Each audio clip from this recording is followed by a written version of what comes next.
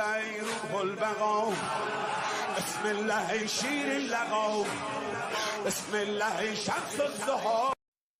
أعوذ بالله من الشيطان الرجيم.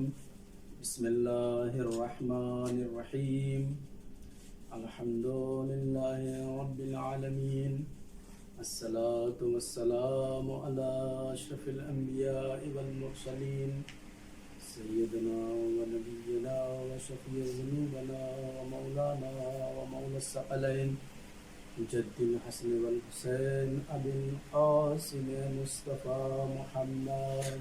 اللهم صل على محمد وآل محمد وعجل فرجهم وعلى أهل بيته الطيبين الطاهرين المعصومين المكرمين ولعنة الله على أعدائهم أجمعين.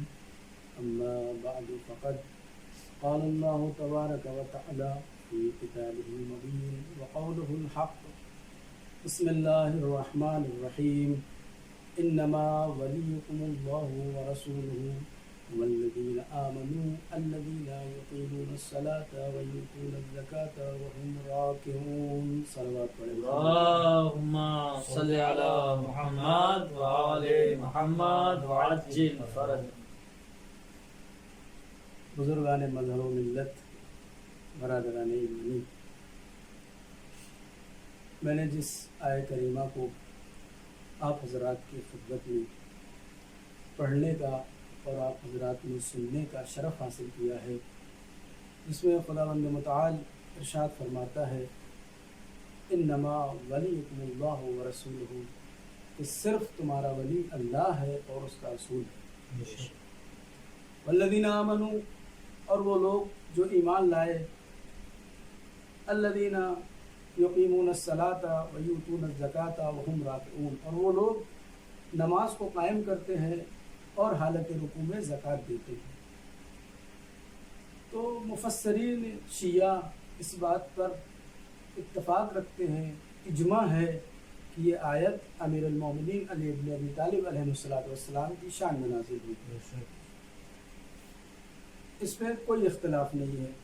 البتہ بعض مورخین اہل سنت بھی اس کو مانتے ہیں اور وہ کہتے ہیں یہ آیت امیر المومنین علی بن ابی طالب علیہ السلام کی شان میں نازل ہوئی ہے کہ جب سائل مسجد میں آتا ہے اور سوال کرتا ہے، اس وقت امام علی علیہ السلام نے اپنی انگوٹھی حالت رکوع میں سائل کو دی.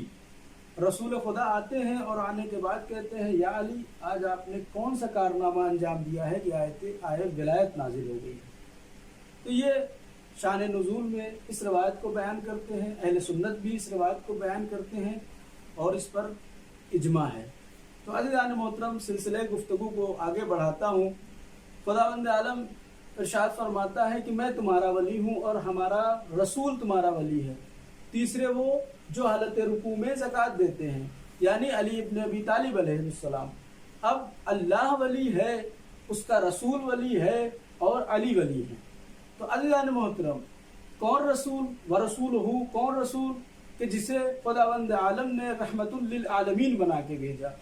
وما ارسلناک الا رحمت للعالمین، کہ ہم نے رسول کو رحمت للعالمین بنا کے بھیجا. وہ ایسا، اس کی رحمت اتنی وسیع ہے کہ جسے اپنوں نے بھی صادق کہا، غیروں نے بھی صادق کہا. بڑی توجہ چاہتا ہوں، جسے اپنوں نے بھی صادق کہا، جسے غیروں نے بھی صادق کہا. اپنے اگر اسے صادق اور امین کہیں یہ اور بات ہے، اگر دشمن انہیں صادق اور امین کہے یہ کمال کی بات ہوا کرتی ہے. عزیزان محترم، وہ ایسا صادق، وہ ایسا امین کہ جسے دشمنوں نے بھی صادق اور امین کہا. تو اب میرا سوال یہ ہے کہ جب آپ ہجرت کر کے جا رہے تھے تو امانتیں کس کے حوالے کی تھی؟ جب آپ صادق تھے، آپ امین تھے، اور آپ جب ہجرت کر رہے تھے تو اس وقت آپ نے امانتیں کس کو دی تھی، کس کے حوالے کی تھی؟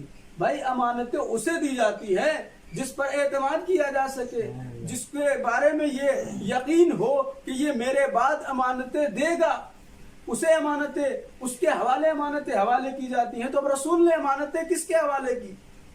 تاریخ بیان کرتی ہے، کوئی اور نہیں بلکہ ذات علی ابن ابی طالب علیہ السلام، جن کے حوالے کی اور کہا کہ یہ امانتیں واپس کر کے ہم سے مل جانا. تو اچھا اب نام بتایا تھا رسول نے یا نہیں؟ کہ یہ امانتیں فلاں کی ہیں، یہ فلاں کی ہے، یہ فلاں کی ہیں، ان کو دے کے ہم سے مل جانا۔ ہمیں تو نہیں ملا تاریخ میں کہیں رسول نے یہ کہا ہو یہ امانتیں فلاں کی ہیں، یہ امانتیں فلاں کی ہیں، ان کو دے کے ہم سے مل جانا، کہیں پہ بھی نہیں ملا۔ اور آج تک کوئی تاریخ میں ایسا شخص پیدا نہیں ہوا ہے جو کھڑا ہو کہ یہ کہے کہ ہماری امانتیں رسول کے پاس تھی اور امیر المومنین نے ہمیں وہ امانتیں واپس نہیں کی۔ ایسا کوئی شخص تاریخ میں نہیں ملتا جس نے یہ کہا ہو کہ علی نے ہماری امانتیں ہمیں واپس نہیں کی۔ حتیٰ کہ یہودی بھی آتا ہے، وہ سوال کرتا ہے تو مولا اسے دیتے ہیں۔ یہ پہلے کیا کسی اور کی خدمت میں خلیفہ کی، کہا آپ خلیفہ ہیں؟ کہا جی میں خلیفہ ہوں۔ کہ اچھا آپ خلیفہ ہیں تو رسول نے ہم سے وعدہ کیا تھا کہ ہم آپ کو 80 اونٹ دیں گے۔ یہ تاریخی واقعہ ہے، آپ کے سامنے پیش کر رہا ہوں کہ رسول نے کہا تھا کہ ہم آپ کو 80 اونٹ دیں گے، ہماری امانتیں تھیں ان کے پاس، تو آپ ہمیں 80 اونٹ دیجیے۔ بھائی 1 اونٹ ہو تو دیتے، اب 80 کہاں سے لائیں؟ وہ سمجھ گیا کہ حقیقی جانشین نہیں ہے اور وہ واپس آ گیا۔ عجیب بات ہے، جو کوئی بھی وہاں سے خالی ہاتھ آتا تھا سلمان اسے مل جاتے تھے۔ اب جب سلمان ملے کا مسئلہ کیا ہے؟ کا مسئلہ یہ ہے کہ رسول نے ہم سے وعدہ کیا تھا کہ 80 اونٹ دیں گے، اب میں گیا لینے کے لیے تو انہوں نے نہیں دیا، تو اب سلمان نے کہا آؤ ہم تمہیں حقیقی جانشین کے پاس لے کے چلتے ہیں۔ اب سلمان اسے یہودی کو لے کے آ گئے امام کی خدمت میں۔ امام نے پوچھا مسئلہ کیا ہے؟ کا مسئلہ یہ ہے کہ رسول نے ہم سے وعدہ کیا تھا 80 اونٹ دینے کا اور ہم وہاں گئے نہیں ملا۔ تو اب یہاں پر امام علی علیہ السلام نے کہا کہ جاؤ فلاں جگہ پر ایک مہار ملے گی، اس مہار کو کھینچنا، تمہارے 80 اونٹ مل جائیں گے۔ وہ گیا اور جانے کے بعد مہار کو کھینچا اور اسے اونٹ مل گئے۔ تعجب کی بات یہ ہے کہ 80 سے 1 اونٹ بھی زیادہ نہیں ملا، 80 پر رک گیا، ایک زیادہ اونٹ نہیں ملا۔ تو رحمت للعالمین ایسا نبی ہے کہ جس نے خدا کی معرفت کروائی، جس نے اہل بیت کو پہچنوایا۔ اب جہاں پہ خدا کو مانتے ہو کہ یہ ہے، وہیں پہ علی کو بھی مانو کہ یہ موجود ہے۔ ایک صلوات پڑھے محمد وآل محمد پر۔ اللہم صلی علی محمد وآل محمد وعجل فرجہ۔ اب دیکھیے عدالت ورسولہ ہے، عدالت دیکھیے، ایک شخص رسول کی خدمت میں آتا ہے اور آ کے کہتا ہے یا رسول اللہ ہمیں آج کچھ دیجیے۔ تو آپ کے پاس ایک ٹوکری رکھی ہوئی تھی، آپ نے اس میں ہاتھ ڈالا اور اسے کچھ دیا۔ جب دیا تو اس نے دیکھا کھجوریں ہیں، کتنی ہیں؟ 73 کھجوریں۔ اس کے بعد امیر کائنات کی خدمت میں آ جاتا ہے اور وہاں پہ آنے کے بعد سوال کرتا ہے یا رسول امیر الکائنات، اے علی آج رسول نے مجھے کچھ دیا ہے، آپ بھی ہمیں کچھ دیجیے۔ تو مولا نے بھی اسے ہاتھ ڈالا اور 73 کھجوریں دی۔ اب وہ جیسے ہی دیکھتا ہے کہ رسول نے بھی 73 دی، علی نے بھی 73 دی، اب یہ فوراً واپس رسول کے پاس آتا ہے اور آنے کے بعد سوال کرتا ہے یا رسول اللہ آپ کے اندازے نے اور علی کے اندازے نے ہمیں تعجب میں ڈال دیا۔ تو ایک مرتبہ رسول نے کہا تجھے نہیں پتا کہ میرا ہاتھ اور علی کا ہاتھ عدالت میں مساوی ہے، سبحان اللہ سبحان اللہ، ہمیں کوئی فرق نہیں ہے، یہ ہے عدالت۔ اس کے بعد رسول نے کہا اور وہ لے کے چلا گیا۔ ایک شخص نے خواب دیکھا، خواب بھی عجیب چیز ہے، بہت عجیب چیز ہے خواب، ہم بھی دیکھتے ہیں اور آپ سب بھی دیکھتے ہیں کہ خواب سب دیکھتے ہیں، اور خواب 2 طرح کے ہوتے ہیں، اچھے بھی خواب ہوتے ہیں اور برے بھی خواب ہوتے ہیں۔ اور اس کی تعبیر کے لیے ہم بہت زیادہ پریشان رہتے ہیں، خواب دیکھتے ہیں تعبیر کے لیے پریشان ہو جاتے ہیں، حتیٰ کہ بہت لوگ پیسے بھی خرچ کر دیتے ہیں تعبیر کے لیے کہ خواب کی تعبیر ہمیں معلوم ہو جائے۔ ایک شخص نے بہرحال، لیکن اب خواب کی تعبیر حقیقی کون بتائے گا؟ اہل بیت علیہ السلام، ان کے جانشین یا وہ لوگ جن کو تعلیم دی گئی ہو، وہ خواب کی حقیقی تعبیر بتا سکتے ہیں۔ اس کے علاوہ کوئی مولوی آپ کو خواب کی حقیقی تعبیر نہیں بتا سکتا۔ تو پھر ہم کریں کیا؟ خواب تو سب دیکھتے ہیں، ہم سب دیکھتے ہیں۔ آج کے زمانے میں ظاہراً اہل بیت میں سے کوئی نہیں ہے تو ہم اپنی خواب کی تعبیر کس سے پتا کریں؟ خواب بھی دیکھتے ہیں۔ تو یہاں پر آیت اللہ بہجت رحمۃ اللہ علیہ نے ایک نسخہ دیا ہے۔ ان کے پاس آتا ہے ایک شخص اور آگے سوال کرتا ہے آج ہم نے خواب دیکھا، اس کی تعبیر بتائیے۔ تو آپ نے کہا خواب کی تعبیر مجھے نہیں پتا۔ تو انہوں نے اصرار کیا کہ بھائی تو کیا کریں؟ تو آپ نے کہا کہ دیکھو جب بھی خواب دیکھا کیا کرو اس کا صدقہ نکال دیا کرو۔ خواب اگر اچھی ہوگی تو وہ آئے گی، رحمتیں آئیں گی، خواب اگر بری ہوگی تو اس صدقے کے ذریعے سے ٹل جائے گی، مصیبتیں آئیں گی تو اس صدقے کے ذریعے سے ٹل جائیں گی۔ اب یہ دونوں روایتیں ہیں، کا صدقہ نکالو کیوں؟ تاکہ رحمتیں آئے، کا صدقہ نکالو کیوں؟ تاکہ بلائیں ٹلے۔ اب یہ دونوں روایتیں ہیں، تو اس صدقے کے ذریعے سے اگر خواب کی تعبیر اچھی ہوگی تو وہ آئے گی، اس صدقے کے ذریعے سے اگر خواب کی تعبیر بری ہوگی تو وہ ٹل جائے گی۔ تب ایک شخص نے خواب دیکھا، کیا دیکھا ہے خواب میں؟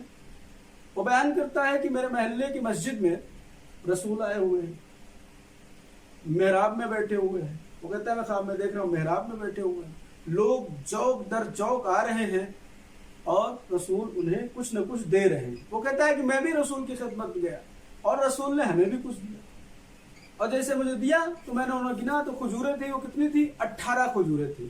اتنے میں میری آنکھ کھل گئی، اب میں پریشان، رسول نے ہمیں 18 کھجوریں دی ہیں، اور یہ 18 کا مطلب کیا ہے؟ 18 دن زندہ رہوں گا، 18 سال زندہ رہوں گا، یہ آخر 18 کا مطلب ہے کیا؟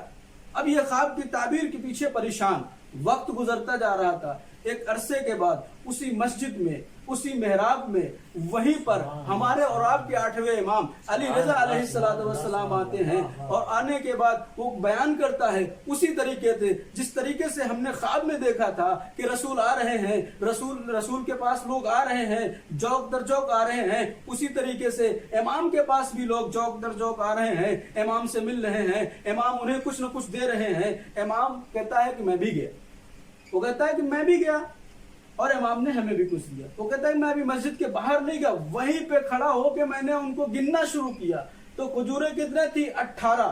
اور کہتا ہے کہ بس میں پریشان ہو گیا، اور جانے کے بعد امام سے سوال کیا امام کچھ اور دے دیجئے، تو امام نے کہا اگر ہمارے جد نے خواب میں تمہیں کچھ زیادہ دی ہوتی تو ہم بھی تمہیں آج زیادہ دیتے۔ ایک صلوات پڑھے محمد وآل محمد پر۔ اللہم صلی علی محمد وآل محمد وعجل فرجہ۔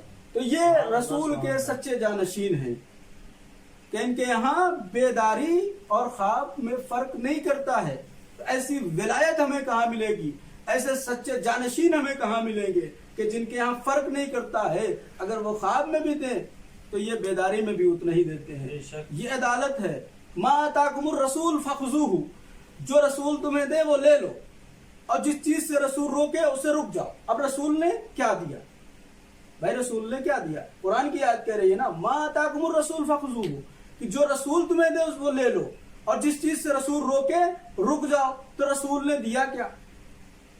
تو اب آئیے ایک حدیث آپ کی خدمت میں پیش کرتے ہیں۔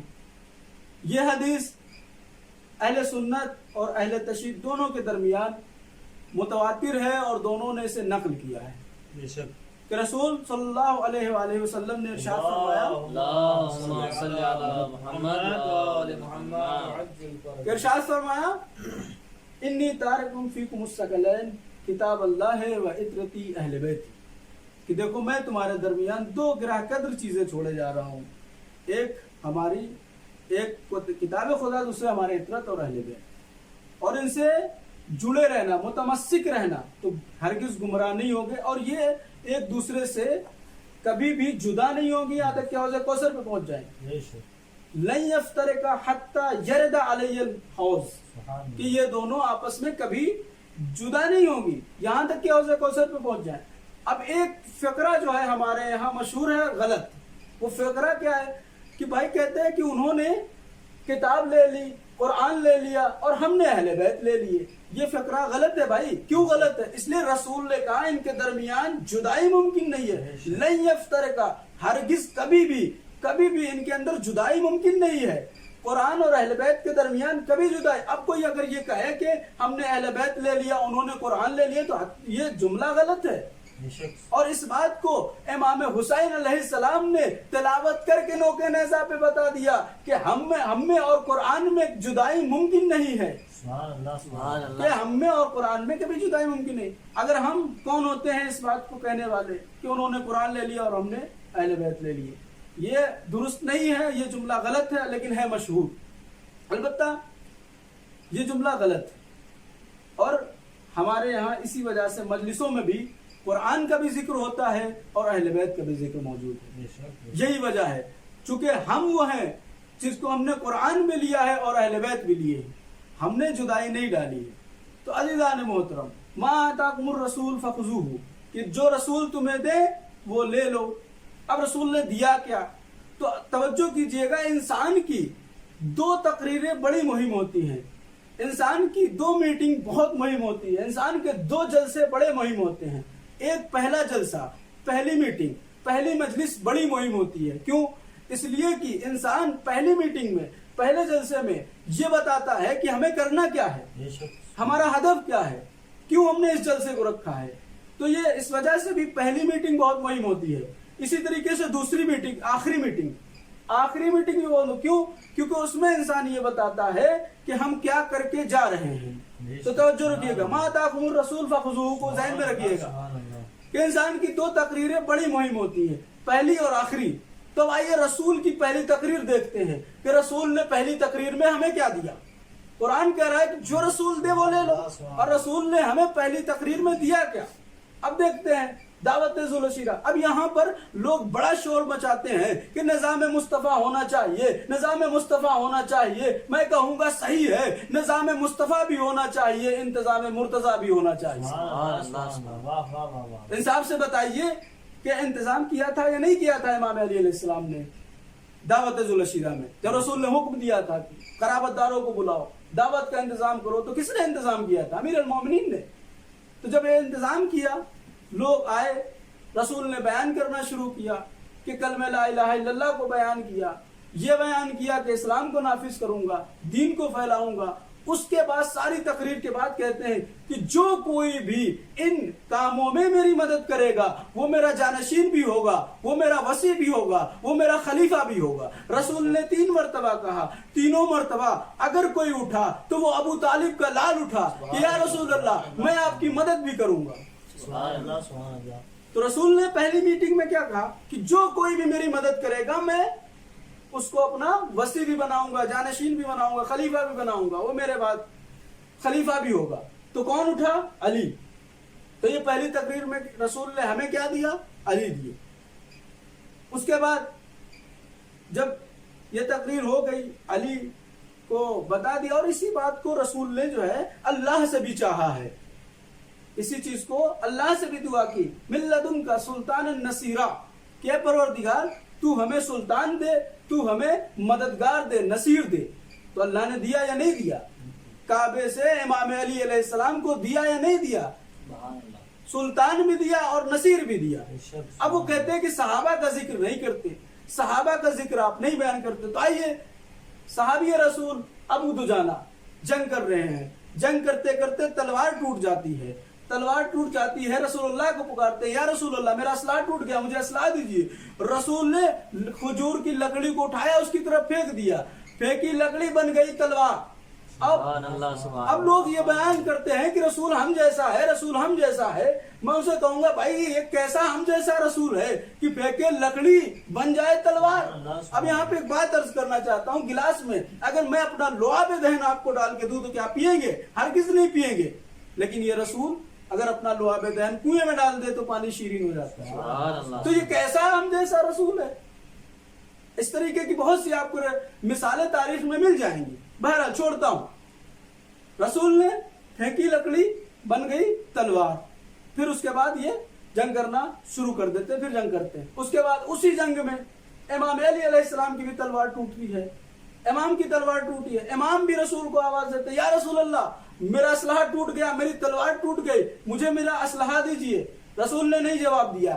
امام نے پھر بلایا کہ مجھے اسلحہ دیجئے، رسول نے پھر کوئی جواب نہیں دیا۔ امام نے تیسری بار بھی کہا یا رسول اللہ میری تلوار ٹوٹ گئی، مجھے اسلحہ دیجئے، رسول نے پھر کوئی جواب نہیں دیا۔ میں کہوں گا یا رسول اللہ کہ ابو دجانہ نے ایک بار آپ کو آواز دی، آپ نے اس کو اس کا اسلحہ دے دیا، امام نے 3 مرتبہ آپ کو پکارا لیکن آپ نے اسلحہ نہیں دیا، تو عجب نہیں رسول یہ کہے اے طالب علم تو میری دعا کیا بھول گیا؟ من لدن کا سلطان النصیرہ، اب جس نے سلطان دیا ہے، جس نے مددگار دیا ہے وہی اسلحہ بھی دے گا۔ سبحان اللہ، سبحان اللہ۔ جس نے مددگار دیا ہے وہی اسلحہ بھی دے گا۔ تو اب مجھے بتائیے اسلحہ آیا یا نہیں آیا؟ تلوار آسمان سے نازل ہوئی یا نہیں ہوئی؟ ہوئی۔ صرف تلوار ہی نازل نہیں ہوئی بلکہ جبرائیل قصیدہ پڑھتے ہوئے بھی نظر آئے، لا فتح الا علی لا سیف الا ذوالفقار۔ سبحان اللہ سبحان تو یہ رسول نے پہلی تقریر میں کس چیز کو دیا؟ علی کو دیا۔ یہ پہلی تقریر کہ جو کوئی بھی ہماری مدد کرے گا وہ میرا خلیفہ بھی ہوگا، وصی بھی ہوگا، وزیر بھی ہوگا، جانشین بھی ہوگا۔ تو کون؟ علی۔ اب انسان کی دوسری تقریر میں مختصر کر رہا ہوں، اب انسان کی آخری تقریر۔ اب آخری تقریر بھی آپ رسول کی دیکھیں، میدان غدیر۔ میدان غدیر میں کیا ہوا؟ بہت طولانی خطبہ آپ نے ارشاد فرمایا، بہت مطالب ہیں اس خطبے میں۔ اگر انسان ایک پورا اشرا پڑھنا چاہے تو اس خطبے میں پڑھ سکتا ہے، اور پڑھ رہے ہیں لوگ۔ علامہ امینی نے 11 جلدیں اس خطبے پہ پوری لکھی ہوئی ہیں۔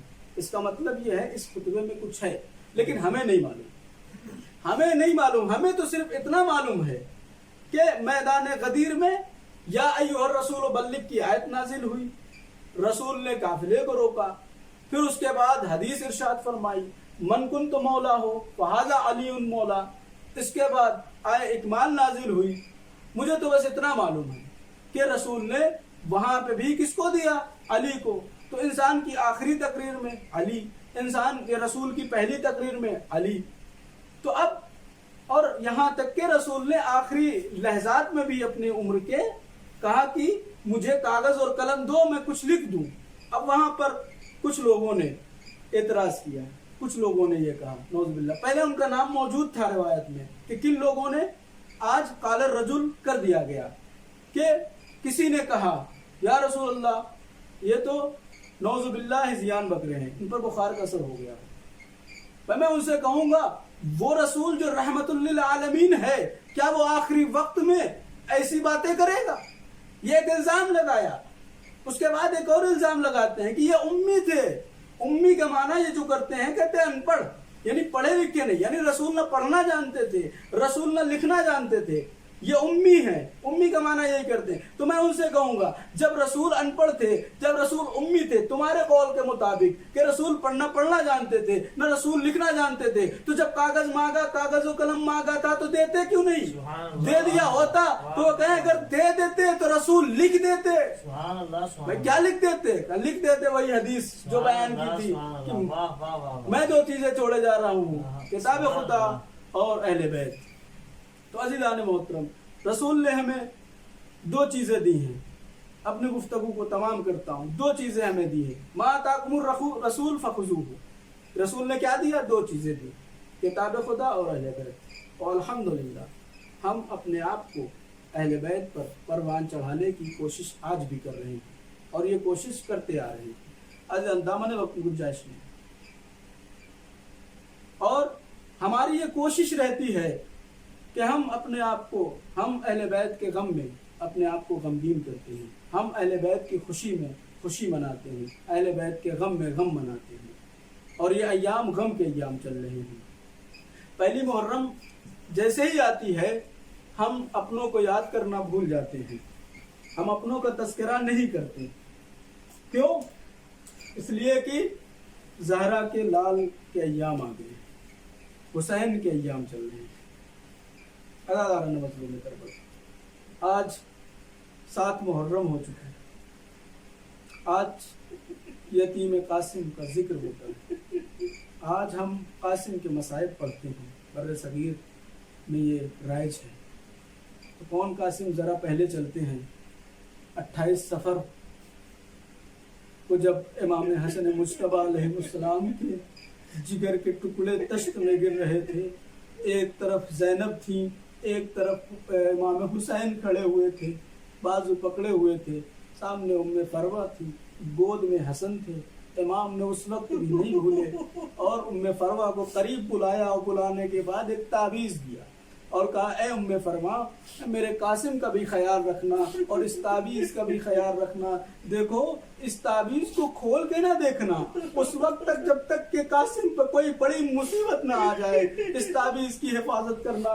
ہاں ارباب عذاب و گھڑی بھی آ گئی، شب عاشور، ہر بیوی اپنے بچوں کو بتا رہی ہے، سکھا رہی ہے کہ کل کس طریقے سے جنگ کرنا۔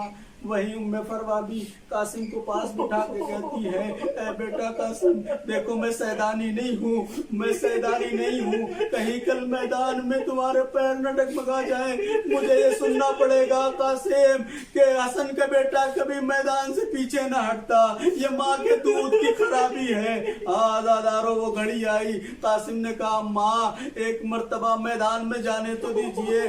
उम्मे फरवा कहती है बेटा कासिम तुझे मैदान में जाने की इजाजत मिल तो जाएगी ना? कहते हैं मैं अभी पूछ के आता हूँ, आका हुसैन से अभी पूछ के आता हूँ। जैसे ही आका के पास आते हैं, आधी रात है, इमाम मुसल्ले इबादत पर इबादत कर रहे हैं, ऐसा महसूस हुआ कि कोई पीछे आके बैठ गया। इमाम हुसैन ने देखा तो भैया हसन की निशानी। मेरे लाल कासिम इस वक्त तू क्या कर रहा है? इस वक्त तुझे अपनी माँ के खैमे में होना चाहिए। कासिम कहते हैं मौला मुझे एक बात बता दीजिए कि कल के मरने वालों में मेरा भी नाम है या नहीं है? एक मर्तबा इमाम हुसैन कहते हैं कासिम आहिस्ता बोल, तेरी माँ खैमे में बैठी हुई कहीं ये ना सुन ले, क्योंकि तू उसका आखिरी सहारा है, वो बेवा है, तेरे सहारे जीती है। कासिम इस तरीके की बातें न कर। आजादारो एक मर्तबा इमाम हुसैन ने कासिम से पूछा अच्छा ये बताओ मौत तुम्हारे नजदीक कैसी है? इमाम कासिम ने कहा असल से ज्यादा शीरीन है, शहद से ज्यादा शीरीन है। एक मर्तबा ये जवाब दिया। चचा भतीजे में गुफ्तगू होती रही। कासिम सवाल करते हैं चचा ये बताइए कल के शहीदों में मेरा भी नाम है या नहीं है? कल के शहीदों में मेरा नाम है। 3 मर्तबा पूछा, इमाम हुसैन ने जवाब ना दिया। अब कासिम कहते हैं चचा मैं समझ गया कल के शहीदों में मेरा नाम नहीं है, शहादत मुझे नसीब नहीं होगी। अब इल्मे इमाम से बताया कासिम तू अपने बारे में पूछता है, अरे तेरा नन्ना भैया अली असगर भी कल शहीद होगा। जैसे ही कासिम ने ये जुमला सुना कहा चचा ये बेहया फौजे खैमे में भी आ जाएंगी। एक मर्तबा मैं कहूंगा कासिम तुम सोच के परेशान हो गए कि ये बेहया फौजे खैमे में आएगी, लेकिन आओ शबे शाम गरीबा में देखो यही बेहया फौजें होंगी और क़याम हुसैनी में आग लगाएगी, माँ बहनों से चादरें भी छीनेगी, यही बेहया फौजें होंगी। और बाबे अजाल मुख्तसर शबनम खत्म हुई, सुबह आशूर। अब एक एक मैदान जिहाद शुरू हुआ, लाशें असहाब शहीद हो गए। जवाना ने बनी हाशिम की बारी आई, एक एक करके शहीद होते गए। औलाद जाफर तैयार के जनाजे आ गए, औलाद अकील के जनाजे आ गए और मोहम्मद शहीद हो गए। अब उम्मे फरवा जनाब कासिम से नाराजगी का इजहार करती हैं, ऐ बेटा कासिम मैं मर क्यों नहीं गई इस वक्त को देख के? अरे उन मोहम्मद शहीद हो गए, तू अभी जिंदा है? क्या कोई ऐसी माँ नजर आएगी कि जिसका बेटा शहीद ना हो रहा हो और वो कह रही है कि इससे ज्यादा मुझ पर मुसीबत का वक्त नहीं है? कासिम कहते हैं अम्मा मैं बार बार चचा की खिदमत में जाता हूँ लेकिन चचा मुझे मरने की इजाजत नहीं देते। चचा कहते हैं कासिम तू मेरे भैया की निशानी है। हाँ दादारो अब कहा कासिम ने अम्मा एक बार मरने की इजाजत दिलवा दीजिए, एक बार मरने की इजाजत दिलवा दीजिए, फिर देखिएगा ये तेरा लाल किस तरीके से जंग करेगा। हाँ दादारो एक मर्तबा उम्मे फरवा को याद आया वो तावीज का, बेटा कासिम तावीज को खोलो। तावीज को पढ़ा, उसमें लिखा हुआ था ऐ कासिम ये तावीज उस वक्त खोलोगे जब तुम्हारा चचा दुश्मनों के दरमियान में गिरा होगा। ऐ बेटा कासिम तुम मेरी तरफ से अपने चचा पे जान कुर्बान कर देना। और बाबे अज़ा जैसे ही इस तावीज़ को पढ़ा जनाबे कासिम खुशी से निहाल हो गए, उम्मे फरवा खुशी से निहाल हो। ज़ैनब ने हाथ पकड़ा कासिम का, हुसैन की खिदमत में आती है और आने के बाद कहती है भैया मेरे कासिम को जाने की इजाजत दे दीजिए। एक मर्तबा इमाम हुसैन ने कहा ज़ैनब ये तुम कह रही हो, ज़ैनब ये तुम कह रही हो? आजादारो कहाँ भैया मैं कह रही हूँ। भैया को अपने भाई का तावीज वसीयतनामा इमाम हुसैन को दिया।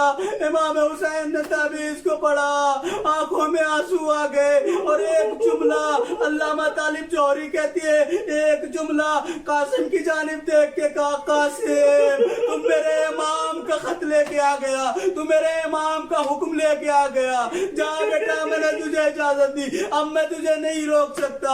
اور باب ازال مختصر قاسم میدان میں آئے، جنگ کرنا شروع کی۔ جنگ کرتے کرتے شامی پہلوان کے 7 بیٹوں کو قتل کیا، خود اسے بھی قتل کیا۔ حیدر کرار کا پوتا ہے نا، اب اس نے مدد کے لیے بلایا۔ اب ایک 13 سال کے قاسم کے لیے 30,000 کا لشکر قاسم کو گھیرے میں لیتا ہے۔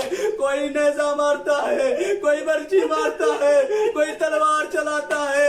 ایک مرتبہ قاسم زخموں سے چور ہو کے گھوڑے سے زمین پہ آزادارو، جب کوئی شہید گھوڑے سے گرتا تھا نا تو ایک الگ انداز سے آقا کو مدد کے لیے بلاتا تھا۔ کوئی کہتا تھا حسین آقا میری مدد کرو۔ باب اعظم قاسم نے یہ نہیں کہا، جیسے ہی گھوڑے سے گرنا، چھوٹے ہیں نا، گھوڑے سے گر رہے تھے، آواز دی اماں میں گھوڑے سے گر گیا، اماں میں گھوڑے سے گر گیا۔ امام حسین نے ایک مرتبہ جیسے ہی آواز سنی، ایک طرف عباس نے حملہ کیا، ایک طرف حسین نے حملہ کیا، فوجوں میں بھگدڑ مچ گئی۔ قاسم گھوڑوں کے سنگوں کے نیچے پامال ہو گیا، قاسم کا لاشا ٹکڑے ٹکڑے ہو گیا۔